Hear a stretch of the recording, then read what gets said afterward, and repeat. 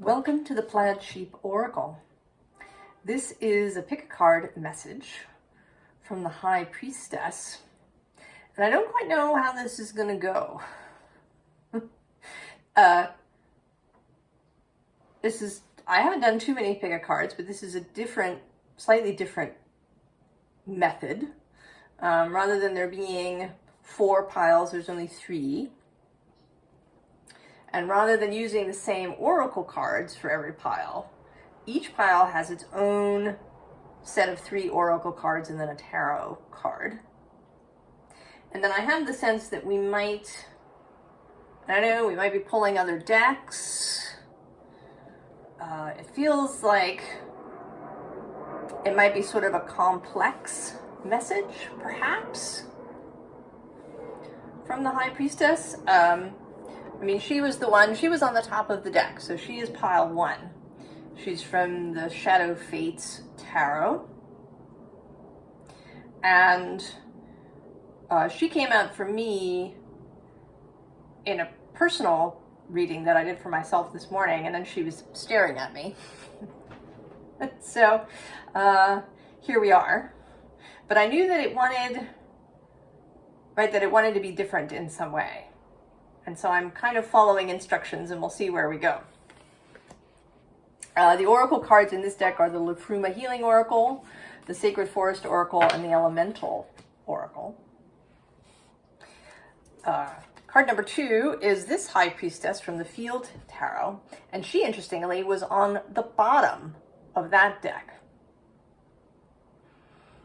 Her cards are the Wisdom of the Sacred Bee, the Wordless Oracle, and the Förhäxa Tarot coming out in an Oracle cameo appearance. And then pile 3 is this Tarot of the Sevenfold Mystery. The High Priestess, the Sibyl. She was in the deck.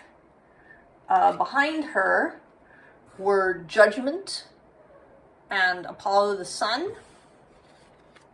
And Apollo was the deity associated with the oracle at Delphi, right? And the Sibyl of Delphi. And then in front of her was the Wheel of Fortune and the Fool.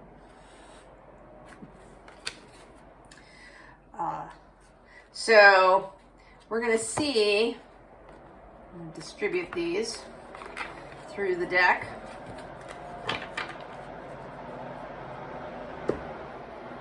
And her oracles are the Rose Oracle, the Oracle of the Hidden Worlds, and Into the Lonely Woods Oracle.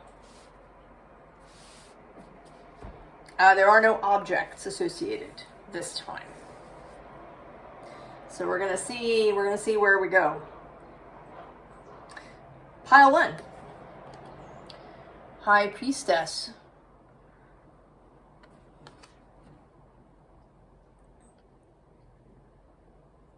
And she certainly, I think, is the most mysterious feeling of the group. She does have a little bit of that ghost of Christmas yet to come kind of happening.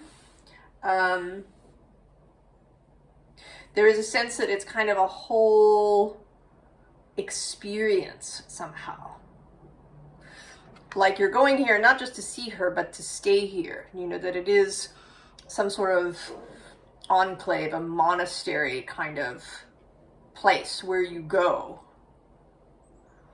And that there's a whole process that maybe you have to, prepare yourself. Perhaps you take a ritual bath, or you eat something particular or drink something particular before you go see the priestess.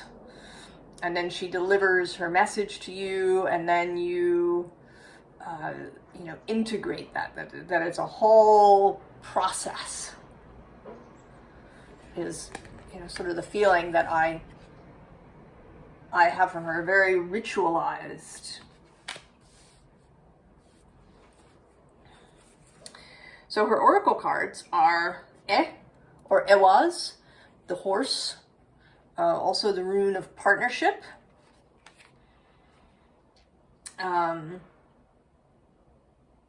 the rune of movement. A kind of a juxtaposition of self and other. You know, how much is, right, how much do you join up in the partnership, and how much is you, right? What's that mixture?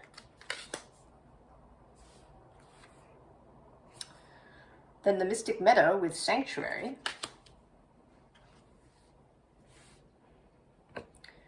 And plants with growth.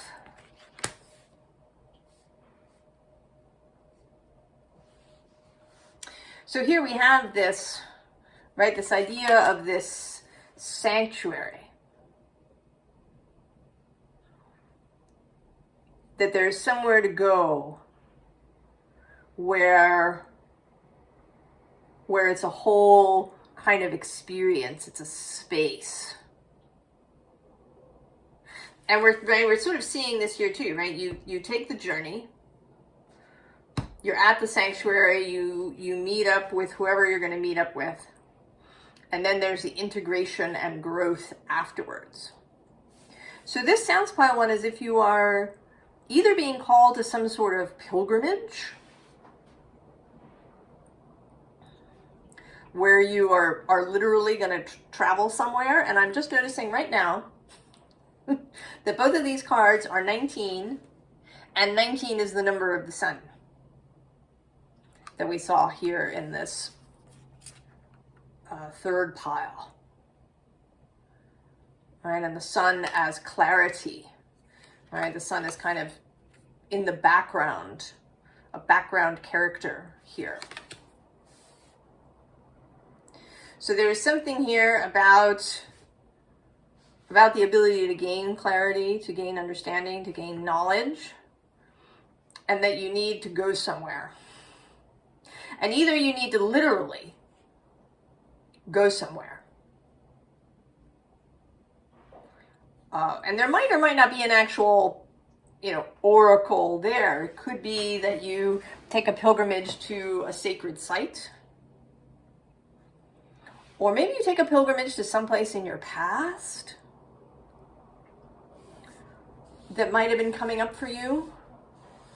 A pilgrimage to somewhere that you are interested in. If you're, say, interested in being, a filmmaker, that you might, go on a pilgrimage to a museum of the moving image, or, to go see some particular movie and to, really invest that experience with the energy of pilgrimage. I mean, there is this sense that you are meant to sort of step out of your normal life.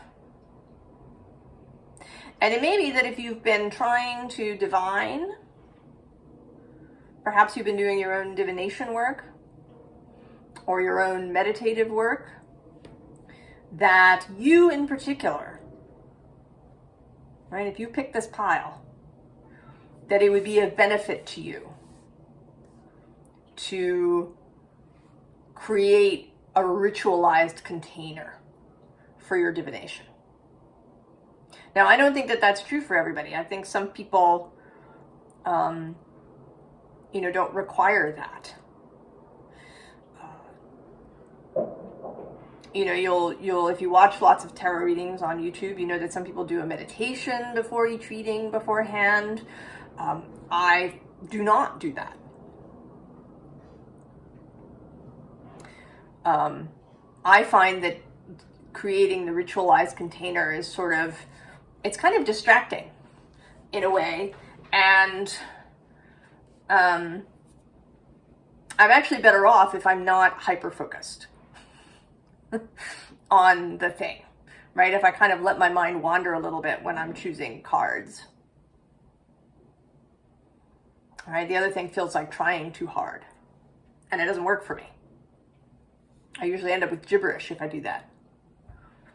So, but for you, or at least at this time,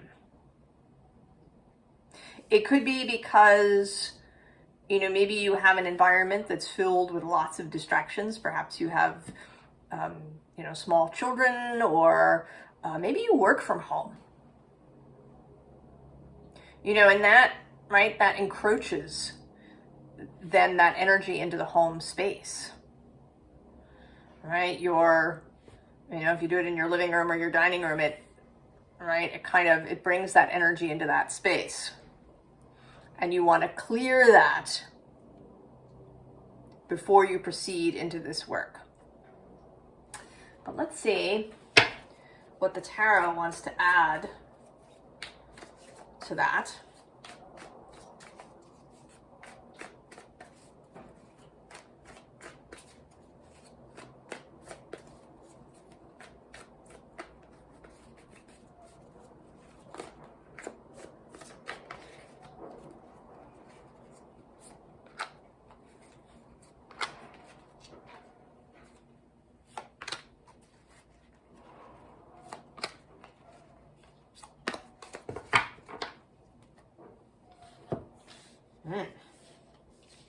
So on the bottom we have the Four of Pentacles. And then let's see who's on the other end. Oh, the Six of Swords. That's kind of an interesting juxtaposition. But right, there's the travel somewhere. Even if it's only in your own head. Right, the creation of the ritual in your head.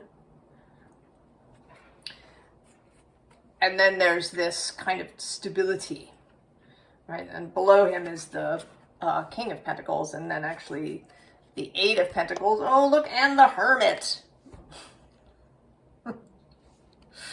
Doubling down on this. There's an earthy component here too, right? Because we have the horse and this mystic meadow and these plants. Maybe it's about going into nature to do this work. And I want to say that even if, you know, it's inconvenient. If you're somewhere where you just had 2 feet of snow,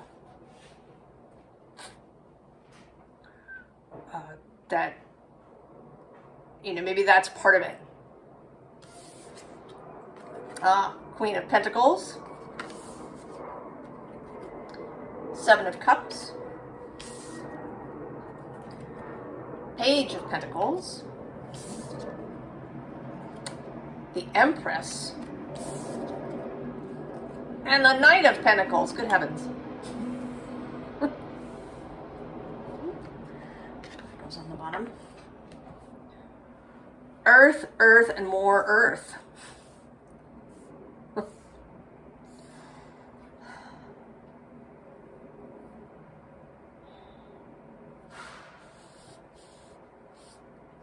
But there's also something here about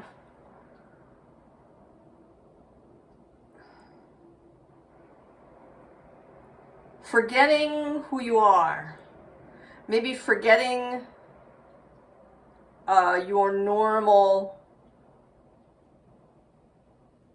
things you're normally in charge of. You know, if you are a mom or you're a boss or you're something.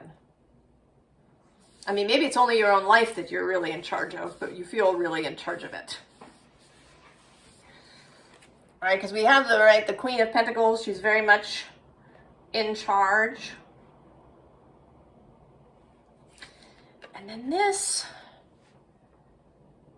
you know, right, like choosing something else.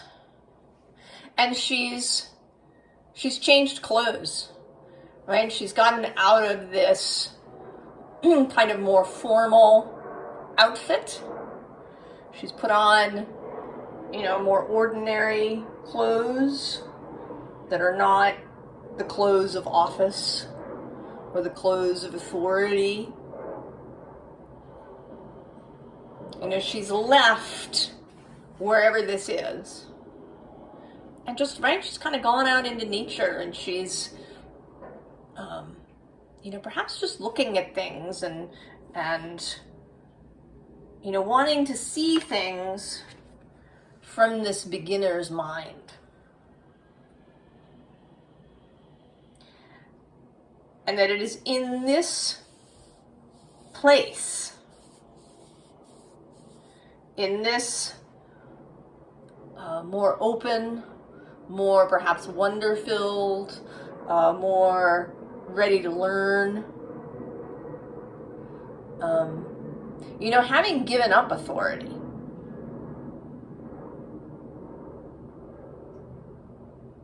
I might even say that if you've been doing your own divination, perhaps, that this process is to go to somebody else. I mean, and maybe it's to nature, to not, you know, not necessarily to do divination, but to go out and sit with, you know, the trees and the stones and to just listen with a completely open mind, prepared to learn, right? You're not the queen, you're not, you know, fully in authority, right? Having to be who you are during the day where you, you know, have to know the answers.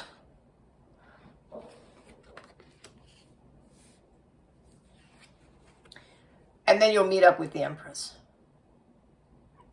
Right there in this natural space. And it might be, you know, it might genuinely be someplace like a monastery or a retreat space, or, you know, going and staying at a cabin in the woods or something.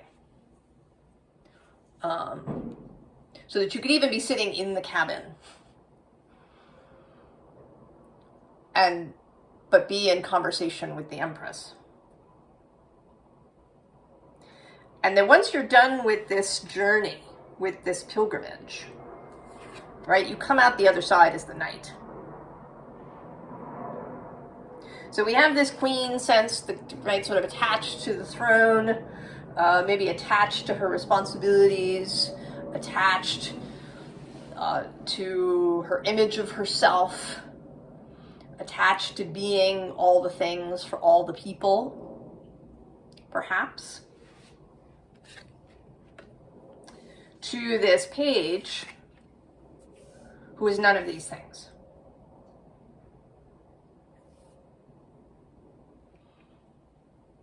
Completely open, not burdened by responsibilities, prepared to say, you know, oh, I was wrong about that. You know, I really thought that was the truth, and I lived by that, and it seemed to be going okay. But now maybe I can let go of that. Meeting the Empress with this open mind, and then leaving as the Knight of Pentacles, who's kind of, right, he's sort of in between. He's got some new knowledge, he's got some skills, and he's ready to move on to the next thing. So it's entirely possible, Pile 1, that this is a single kind of event. That it's not that you have to develop some sort of ritualistic practice that you need to use for the next year every time you contemplate. This may indeed be a singular thing. And I was actually considering doing a reading, as I was, thinking this morning of doing a Yule reading. And it may be that there's a sort of a crossover here, that the High Priestess is kind of coming through a little bit about this coming solstice season. For most of us, it is Yule. It is the winter season. So there may be something about that, about, either, just through the kind of month around Yule that you do this, or that there's even just one day that you go on Yule, on the solstice. It's a Saturday, conveniently, to right, this coming Saturday, to do this. Or maybe maybe you're going to plan to take a vacation, right? Lots of people are off between Christmas and New Year's to go somewhere in that week, maybe somewhere unexpected. Instead of going to a beach in the Bahamas, you go, north instead. Or just some, cabin in the woods or small town somewhere. I don't know. There's like so many possibilities. I could go on for a long time, and I'm going to stop. But I'm going to ask now if she's willing to tell us anything about where this knight is going. I mean, it may just be into the rest of his life, but if maybe there's some particular destination.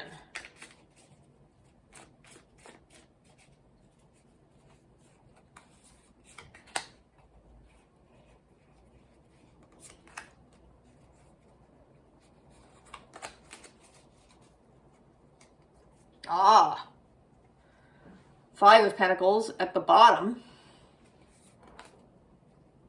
with the, oh, look at that.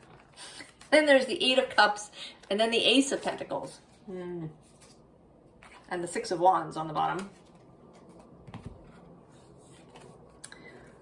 10 of Cups, 5 of Swords, and the Knight of Swords. Oh.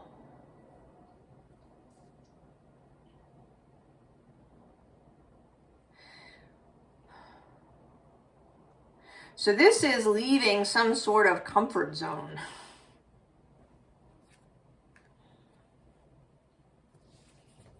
And I actually want to call it the discomfort zone, because it's actually, right, the 5 of Pentacles. It's kind of masquerading as the 10 of Cups.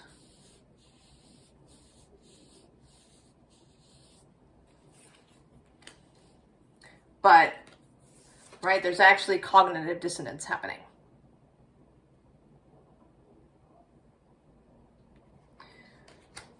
And maybe you know this, right? That you've been sitting in this Queen of Pentacles energy and it looks kind of good from the outside. But, right, these two are really the reality.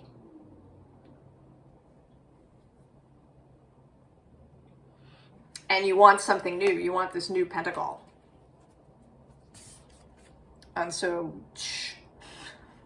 and you're going to be able to, right, you're going to be able to go because you're going to find, right, you're going to find a new focus. You're going to find a new focus for this, right, to move toward it rapidly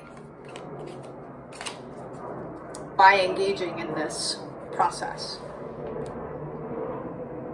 Pile 1. That's exciting, isn't it, Pile 1? I want to hear about it if you go somewhere really interesting for this pilgrimage.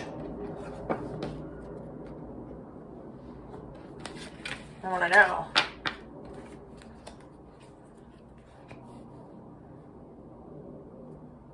All right, Pile 2.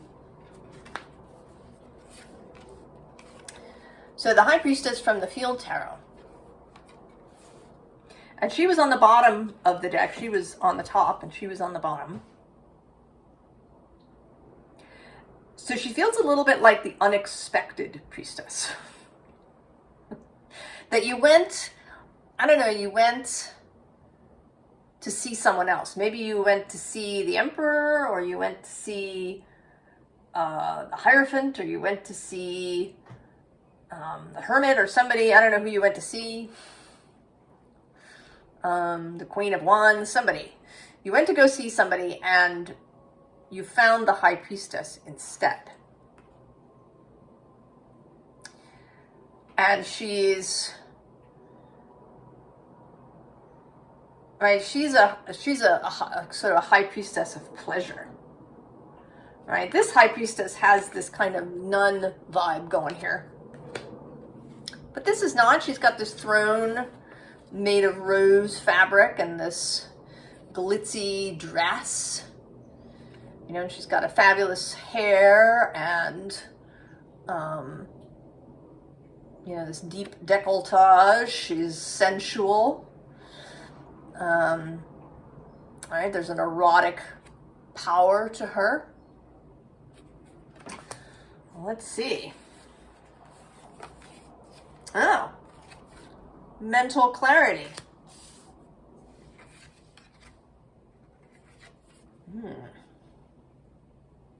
From the Wordless Oracle.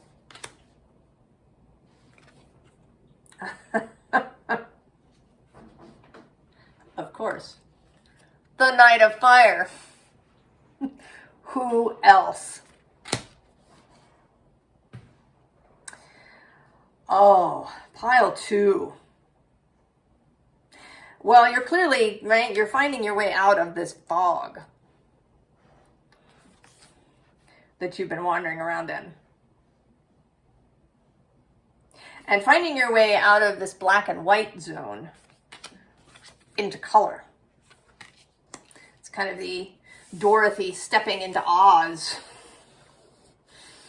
vision. Or perhaps more appropriately, Pleasantville, going from being black and white to being in color. That your life has been, I want to say drab, beige. That there's been a sameness. I mean, maybe it's felt very secure, perhaps. It may have felt, you know, easy to keep track of. You know, and this mental clarity is coming out kind of with 2 things. One, of course, just gaining clarity about this in your own mind. But that maybe you prized logic and, you know, this kind of knife-like mental clarity. You know, in the 18th century, coffee really hit the scene in Europe. There were coffee houses all over the place. They were open late into the night. You know, they were places where people got together and hatched, you know, the revolution against the crown and, you know, created philosophies and all of these things. And part of it was this idea that coffee, because it was enlivening, right? It's an upper, it's a stimulant.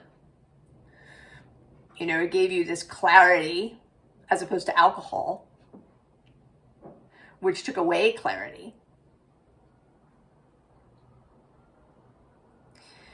But like anything else, right, it's too much of a good thing.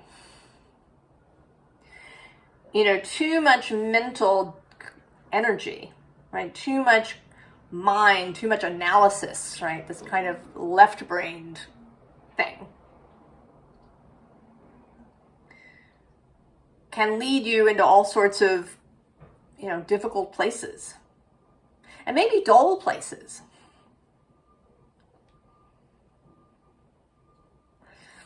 So I don't know who this high priestess is.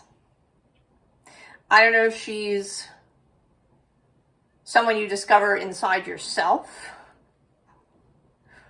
You know, maybe you've been doing your own divination process in one way or another, and you've been very, you know, maybe you've been very ritualized and, you know, high magic kind of. And maybe you have some sort of experience that leads you into something more spontaneous, more earthy.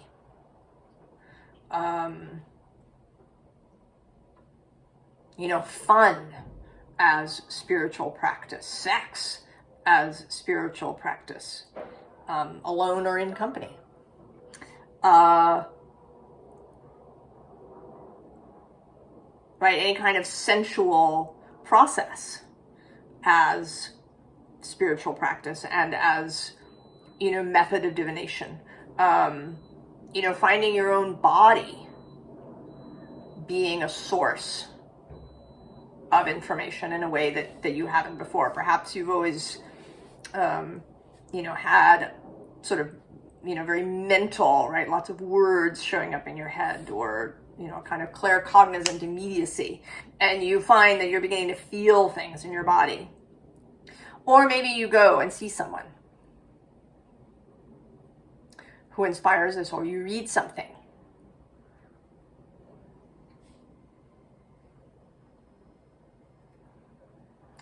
And have this discovery. Now, let's see. Where...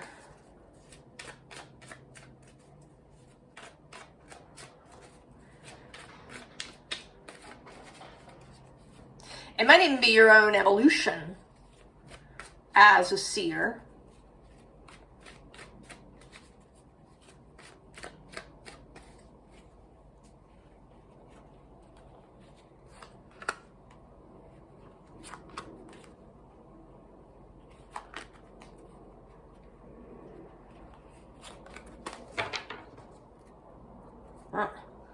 Nine of Wands, resilience.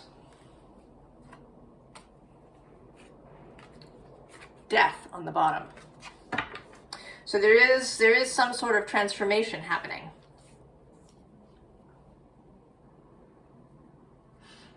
Where you are coming out more as this Knight of Fire. Hermit. Five of Swords, defeat. Three of Wands, vision. Four of Cups, meditation.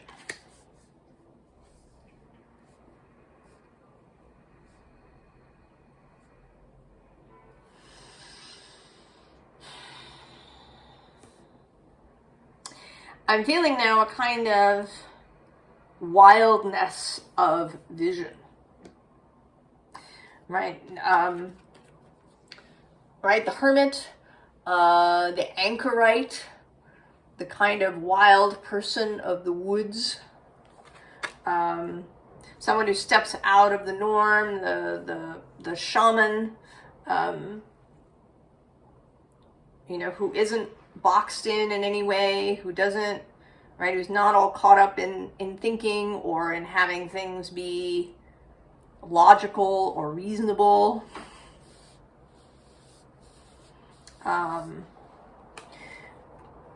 You know, this always, there's this, in this particular deck, this card, there's this sense of discovery, right? We've been through all of this, and we get to the 9 and we realize it's this.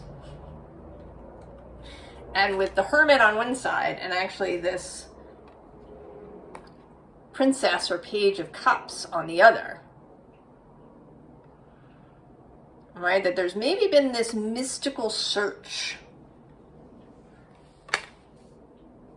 that perhaps you've been trying all different kinds of spiritual practices and methods and ideas, and nothing has really felt like it fits. And that what feels like here with this Five of Swords, not so much defeat, but the 5, right? That there's a change. Right, the 5 is an odd number. An odd number is a challenge to the status quo of the 4. And then with this 3 of Wands and vision, you know, kind of the idea of a wild vision. I'm thinking a little bit now of Hildegard of Bingen, who had visions.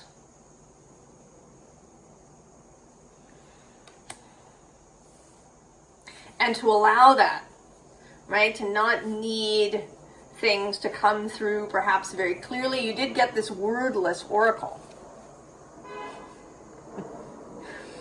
as, you know, as one of your oracles. That there isn't, right, there's no need necessarily for words. And even in this, you know, meditation card, right, these cups are all spilling over. You know, to allow your emotions to really go. To have this experience, to maybe, you know, become a seer or an oracle who, you know, has a kind of ecstatic experience. Right? That you feel things in your body and you experience emotions and you, all of these things. Right? And to be more of the knight of fire, this creature of passion.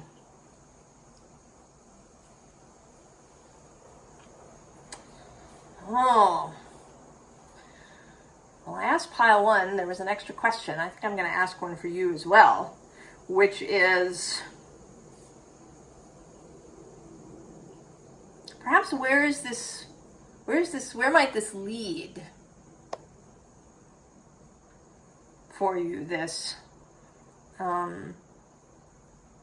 right, this kind of unfettering. Where might this lead for you?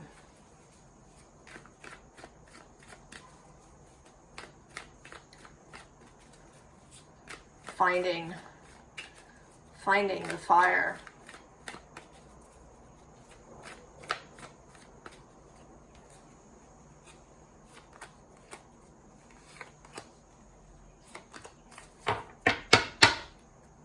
Oh, that's interesting.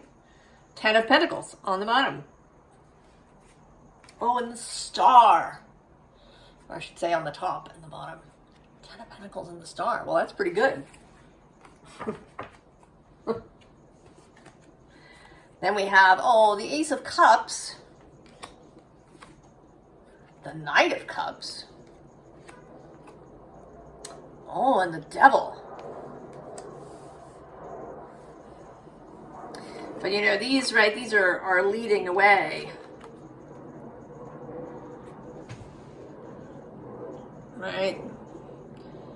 So it seems that this will allow you to reach the cup. Right? To leave this devil behind. And actually under this 10 of Pentacles is this 5 of Pentacles. Which is, right, it's kind of this, right, this person who is in thrall to this devil.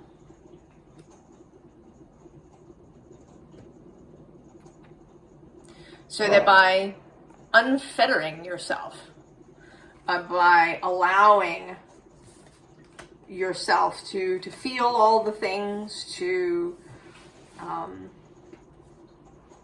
explore vision and understanding in this more emotional, sensual way, will free you.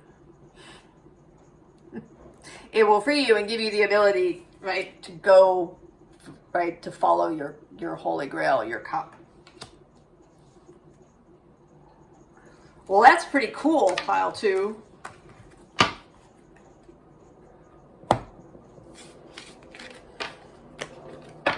Pretty cool.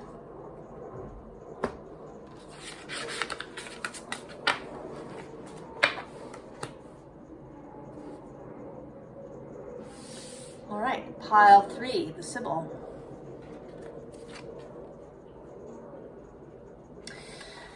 You know, this is coming up, so I'm going to talk about it. I was watching another reading, and the deck that this person was using had an extra major arcana card that was called the Architect.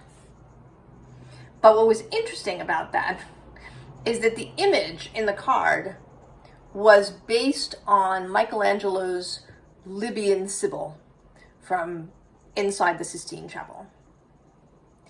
And an architect, to me, is a very active idea, right? The planning and execution of a new house. Whereas the Sibyls are a passive energy, right? They receive information. I mean, they do, right? They reach for it, and then they receive it, and then they give it to you. But then they're, right, that's it. That's their part finished. They're not invested. They don't have skin in the game. They're not, building your life for you. So I found it really interesting that someone had chosen that image for that card. And in maybe thinking about, perhaps maybe you've been attempting to build something that is really sources to build. If you watch any of the Abraham Hicks stuff, they talk about this as filling in your own grid. So your job is to make your grid, right? To have the thing that you want, and then to get into alignment with it. But it's not your job to fill in all the details. But maybe that's what you've been trying to do. I don't know. Let's see.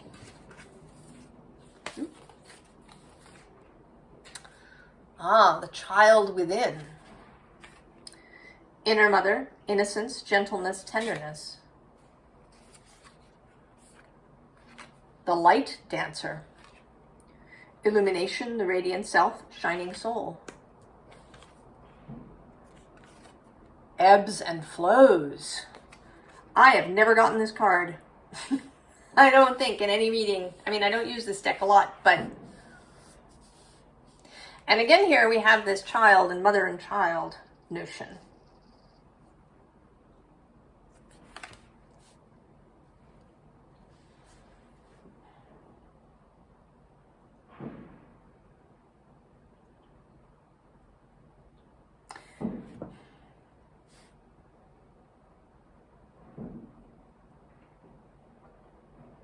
So there is something. There's something that wants to be seen, born, known. That is part of you. Something that wants to flow. That you've been in an ebb cycle. And now you're going to be in a flow cycle.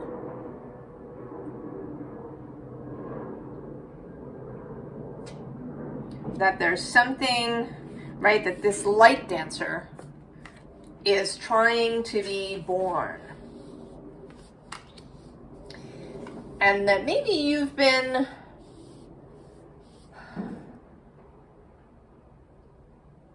preoccupied.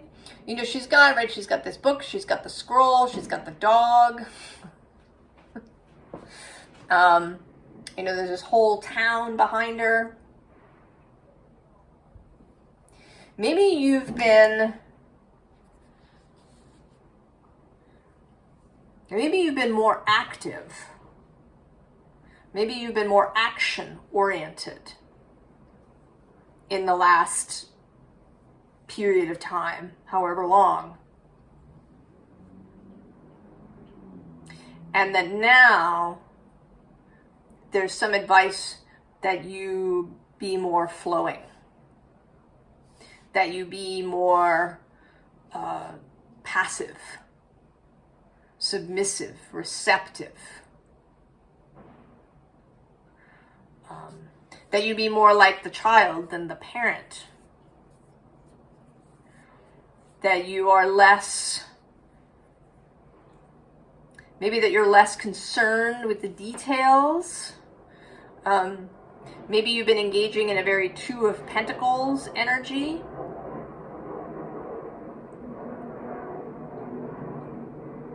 And there is this, right, this call to engage with the star. I mean, we know, right, she was between this kind of final energy of Judgment and the Sun. And then there's this Wheel of Fortune and the Fool that are here in front of her.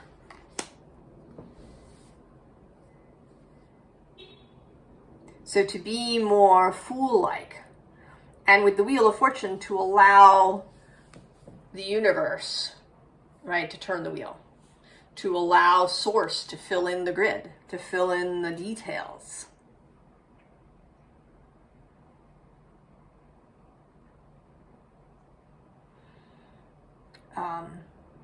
I mean, there was a sense with the other two piles, particularly pile 2, that they were, you know, perhaps diviners, seers. I get the sense here that maybe you ended up in that job when it isn't really yours, or at least not in the way that you were doing it. I'm sort of feeling a kind of a tiredness, a reluctance from her, right? That she's got this big long line of people who are, you know, showing up wanting answers, and you've been giving them. And now there's a suggestion that you get up and leave. The doctor is out.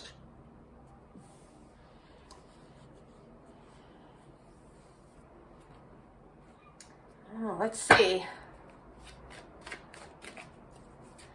if we get some more information from the tarot. Your reading is a little bit more nebulous than the other two. The other two I felt very, very clear about. And look at that, the Ace of Swords showing itself.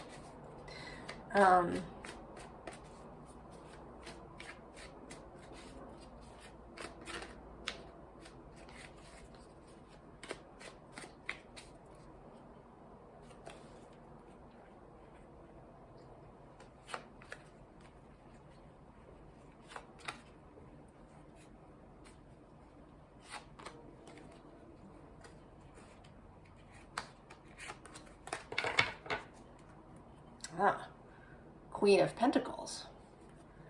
That's interesting. Oh, maybe it's the reverse. Oh, maybe it's the reverse. Hold on. Oh.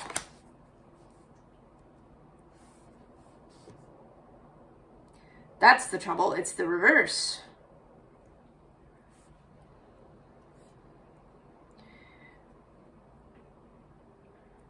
That in fact, you should be taking action. I take it back. That maybe you've been in a passive position.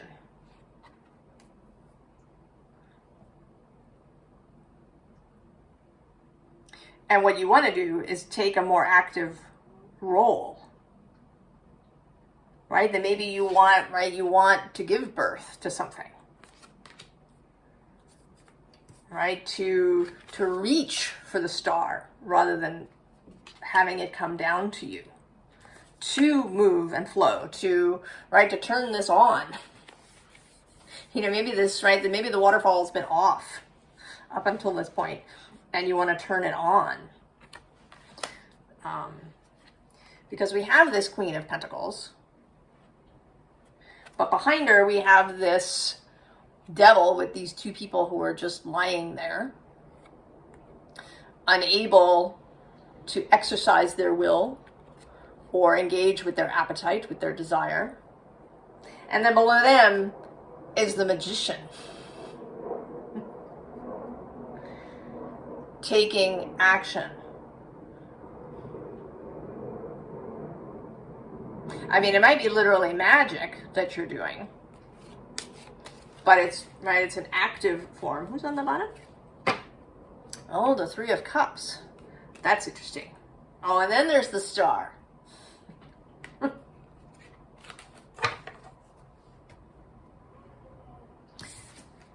Knight of Pentacles. Or I'm sorry, of Wands. Knight of Wands. So going for it.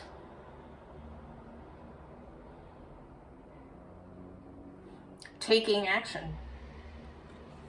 And there's the Two of Pentacles coming up. So maybe, in fact, you have been in the Two of Pentacles. That maybe you've been, right, vacillating about something. Here with this Five of Wands, there's a hesitation in choosing a wand and taking it. And then the Seven of Swords, mental confusion, hiding things from yourself, a lack of clarity. These things that I was sort of experiencing as I started your reading.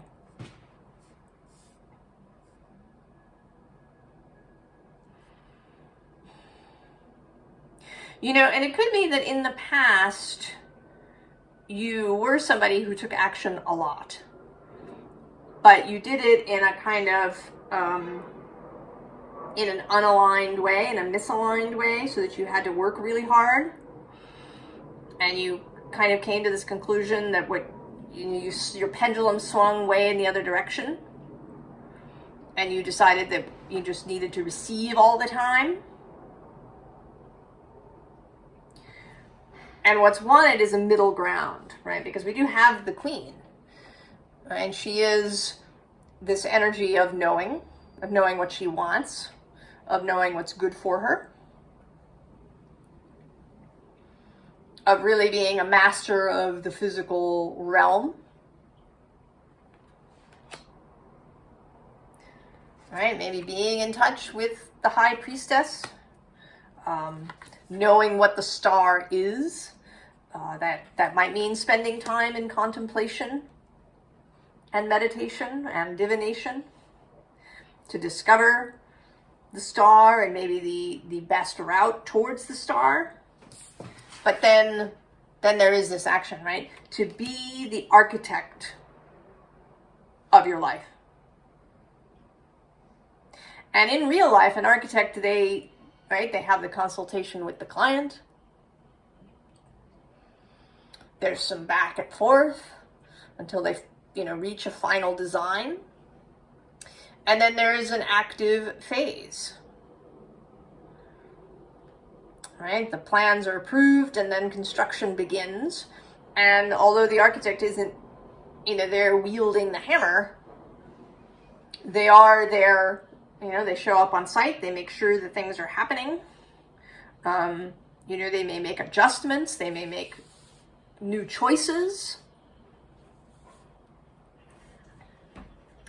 It is an active role.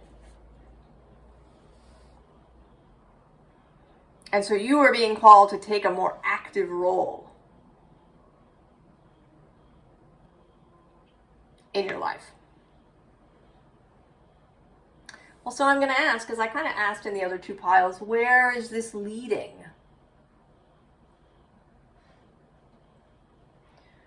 Where is this leading? Who wants to tell me where it's leading? That's interesting. Spirit Animal Oracle deck.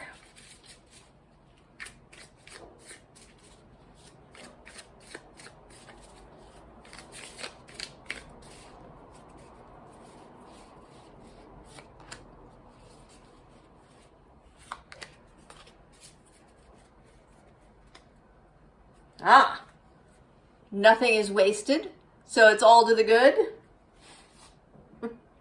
On the bottom is open to infinite possibilities.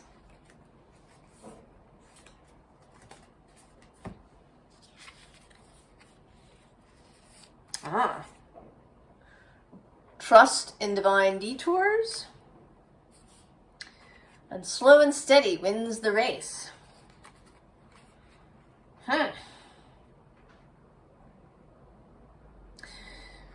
Well, apparently you've been on a detour.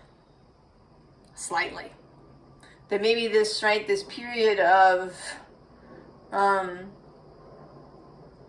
passivity, of really focusing on receptivity has had a purpose. And that it has been readying you for what's coming, and that you just need to, to stick with it. But give me a little bit more. Where is this leading? kind of not just more advice, but I want a little bit more of a little resolution.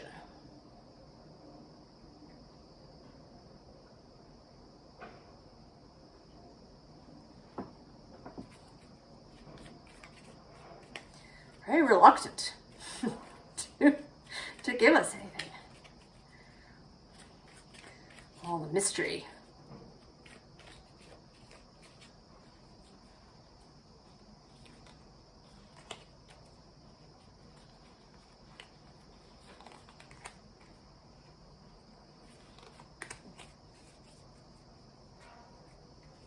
Oh, that's interesting. So the card on the top happens to be upside down, and it's the Nine of Cups upside down, and right behind is the Knight of Wands. So that feels like you need to give up, right, to give up this receptivity, to move into the action phase. Yeah, the Emperor on the bottom. And then we have King of Cups.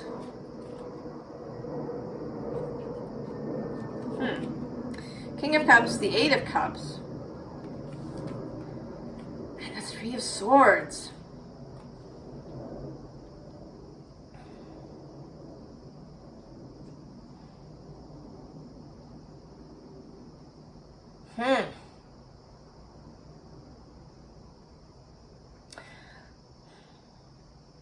Well, this seems like maybe there's something, right, with the Seven of Swords. Maybe there's something that needs some sort of action for, right, a final resolution, a final kind of healing. That, right, because underneath, right, we have Knight of Wands, then we have the Three of Wands, then we have the King of Swords, then we have the Lovers. And next to the Emperor is the Empress and the Tower.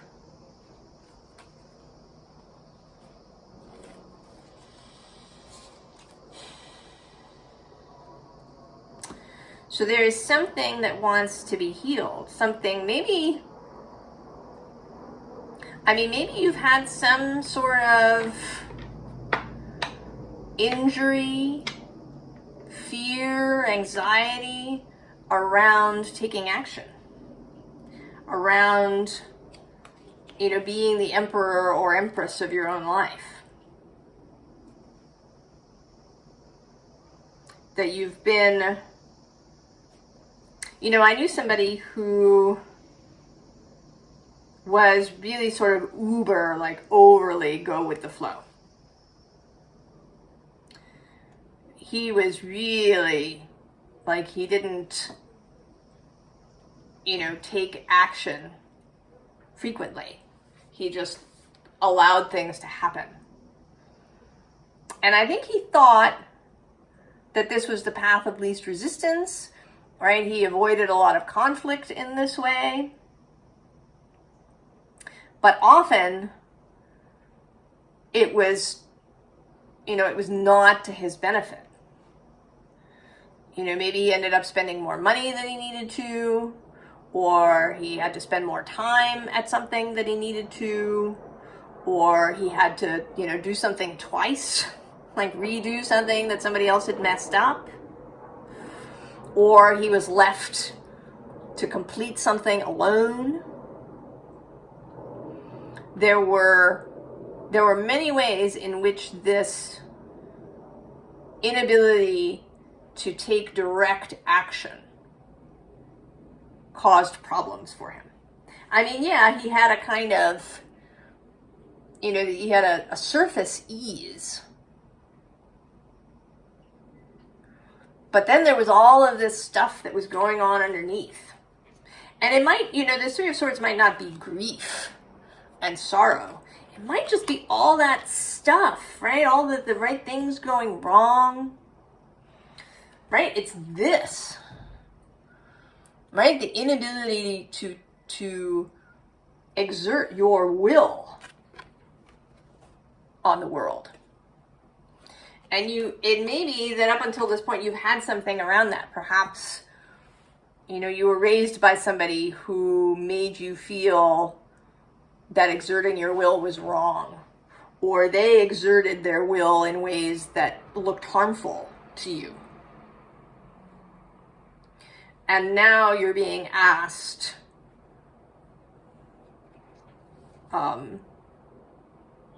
to take action, right? To give birth, right? Which is right?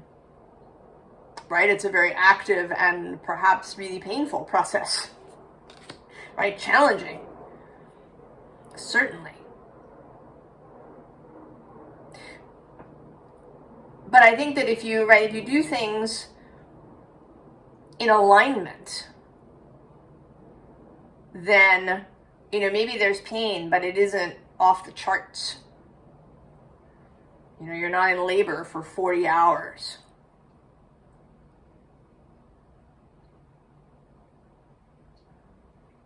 So that there is a real call here to you to now, right, become a real active principle in your own life. Oh, pile 3. That was sort of an unexpected message. I hope that it is useful for you. That it brings you, right, that clarity. I wish you the very best, and I will see you next time. So long.